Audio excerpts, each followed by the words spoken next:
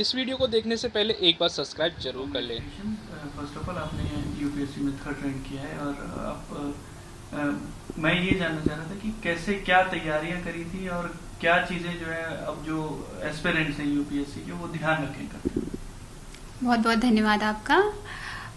मैंने तैयारी 2016 में शुरू की थी और उस टाइम पे सबसे पहले मेरा यही उद्देश्य था कि सबसे पहले अपने बेसिक्स स्ट्रॉन्ग करने हैं। तो बेसिक नॉलेज के लिए 5-6 सब्जेक्ट्स हैं जिस पे आपको बहुत सारा कमांड होना चाहिए, जैसे polity, history, geography, science, technology और एनवायरनमेंट। ये सब्जेक्ट्स पे आपको पूरी तरह कमांड होना चाहिए। तो इसके लिए एक आपको बेसिक सोर्स तैयार करना होगा जिसको आपको बार बार रिवाइज करना पड़ेगा। और दूसरी सबसे इम्पॉर्टेंट चीज़ है करंट अफेयर्स। उसके लिए आपको डेली न्यूज़पेपर पढ़ना पड़ेगा और आपको खुद के अपने नोट्स प्रिपेयर करने पड़ेंगे। जितने भी सोर्सेज से आप पढ़ रहे हैं वहाँ से इम्पॉर्टेंट पॉइंट्स आप नोट्स में लिखिए।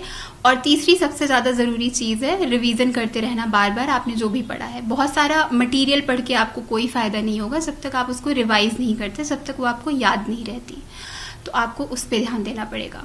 फिर चौथी चीज़ है प्रैक्टिस। आपको क्वेश्चंस की प्रैक्टिस बार बार करनी पड़ेगी। चाहे प्रीलिम्स का एग्ज़ाम हो, आपको उसके लिए मल्टीपल चॉइस क्वेश्चंस प्रैक्टिस करने पड़ेंगे। कम से कम 30 से 40 टेस्ट आपको लगाने पड़ेंगे बिफोर प्रीलिम्स के एग्ज़ाम में। और फिर मेंस के टेस्ट के लिए आपको बहुत सारी आंसर राइटिंग करनी पड़ेगी, एसेज लिखने पड़ेंगे। जब तक प्रैक्टिस नहीं करेंगे तब तक आपको पता नहीं चलेगा कि आपके स्ट्रॉन्ग पॉइंट्स क्या हैं। फिर फाइनली इंटरव्यू या जिसे पर्सनालिटी टेस्ट कहते हैं, उसके लिए भी प्रैक्टिस बहुत ज़्यादा ज़रूरी है। आपको क्वेश्चंस की प्रैक्टिस मिरर के सामने करनी पड़ेगी, आपको मॉक देने पड़ेंगे पैनल्स के सामने, आपको फ्रेंड्स के साथ क्वेश्चन आंसर बोलने की प्रैक्टिस करनी पड़ेगी। So practice is a very important part of this preparation. एक और आपने चूज किया और किस वजह से किया? मैं यूपी से बिलोंग करती हूँ, सुल्तानपुर डिस्ट्रिक्ट से। तो इसकी वजह से सबसे पहला कार्डर प्रेफरेंस में मैंने होम कार्डर ही डाला है। तो मेरी फर्स्ट प्रेफरेंस यूपी है, उसके बाद मैंने एमपी प्रेफर किया है, फिर राजस्थान। आप जो सर्विस आप आईएएस चूज किया या क्या आपका प्रेफरेंस क्या है? जी, सो लास्ट ईयर मुझे मेरी 489th रैंक आई थी। उसके बाद मुझे इंडियन रेवेन्यू सर्विस मिल गया था, जो कि लास्ट ईयर मेरी सेकंड चॉइस थी। तो इस साल मैंने बस इंडियन एडमिनिस्ट्रेटिव सर्विसेज ही चूज किया था। ओके, एक चीज जो ऑनलाइन हो रहा है तो काफी एजुकेशन स्कूल्स को भी ऑनलाइन किया जा रहा है। तो क्या अब आने वाले टाइम में ये पॉसिबल है कि यूपीएससी की प्रिपरेशन भी ऑनलाइन हो सकेगी या यूपीएससी की प्रिपरेशन करना ऑनलाइन मुश्किल होता है? ऑनलाइन बहुत सारा मटेरियल मिलता है स्टूडेंट्स को, न्यूज़ के टर्म्स में हो या फिर आपका स्टैटिक सिलेबस। तो बहुत सारा मटेरियल वीडियोस यूट्यूब पे बहुत सारे मिलते हैं जिसके थ्रू कैंडिडेट्स प्रिपेयर करते हैं।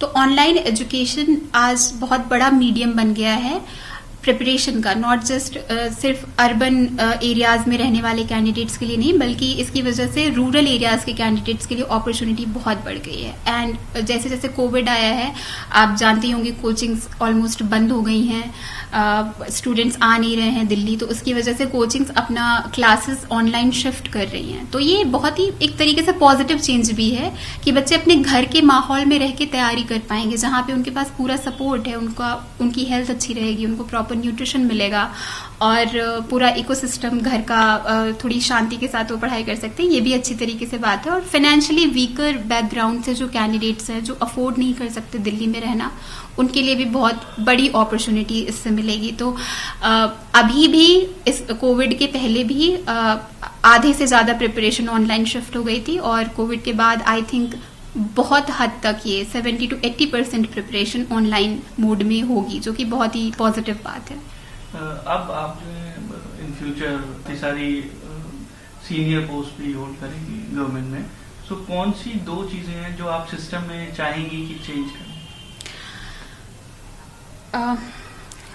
कॉलेज के टाइम से मैं एनएसएस नेशनल सर्विस स्कीम के थ्रू मैं 2 एरियाज में बहुत ज़्यादा काम करती थी। एक एजुकेशन था, क्वालिटी ऑफ एजुकेशन इम्प्रूव करना बच्चों की, दूसरा था वुमेन एम्पावरमेंट। तो ये एरियाज हमेशा से मेरे लिए इंटरेस्टिंग रहे हैं कि मुझे लगता है कि इनके थ्रू सोसाइटी में पॉजिटिव चेंज लाया जा सकता है। तो आईएएस बनने के बाद भी ये एरियाज मैं हमेशा प्रायोरिटाइज करूंगी जहां भी मुझे मौका मिलेगा।